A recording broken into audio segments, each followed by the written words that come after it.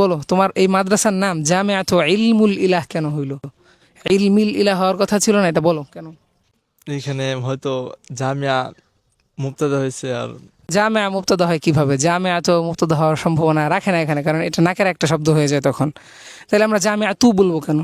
এখানে কোন জিনিস জামিআতুন শব্দ থেকে এখানে কোন জিনিসটা তোমার হচ্ছে তানবিনটাকে ফেলে দিল? বলতে পারবা? জি না। আচ্ছা আমিও তোমাকে বলি, বিষয়টা হচ্ছে দেখো কোরআনে পাকের মধ্যে কি আছে? সূরাতুল কাফিরুন না সূরাতুল কাফিরিন?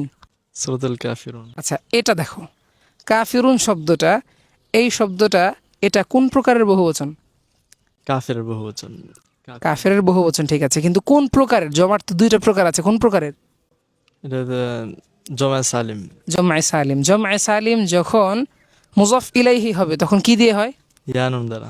ইয়ানুন দ্বারা। তাহলে এখানে সূরাতু মুজফ আল কাফিরুন মুজফ, তবু কেন এখানে হইল না? এটা কি তুমি জানো? জি না। আচ্ছা এটার কারণ হলো আরবিতে একটা কায়দা আছে, কায়দাটার নাম হচ্ছে তোমার ইরাবুল হিকায়া। কি বলে? ইআরাবুল হিকায়া। ইরাবুল হিকায়া বলা হয়। ইরাবুল হিকায়া অর্থাৎ যে কায়েল তার পক্ষ থেকে যেই ইরাবে আসবে ওই ইরাবই এটাকে রাখতে হয়। জি। বুঝতে পেরেছো বিষয়টা? এটা হচ্ছে মূলনীতি। সেই অনুযায়ী ইলমুল ইলাহ এটা হচ্ছে মাদ্রাসার নাম। বুঝতে পারছো? জি। এখন এই ইলমুল ইলাহ যে মাদ্রাসার নাম, এই নাম দিয়েই এখানে বলা হয়েছে জামিআতু ইলমুল ইলাহ। জামিআতু ইলমুল ইলাহ মানে হচ্ছে ইলমুল ইলাহ জামিয়া। বুঝতে পারছো বিষয়টা? এই কারণে মূলত এখানে হয়েছে। এটা এমন না যে মুবতাদা হয়েছে বা এখানে ভুল হয়েছে। বুঝতে পেরেছো বিষয়টা?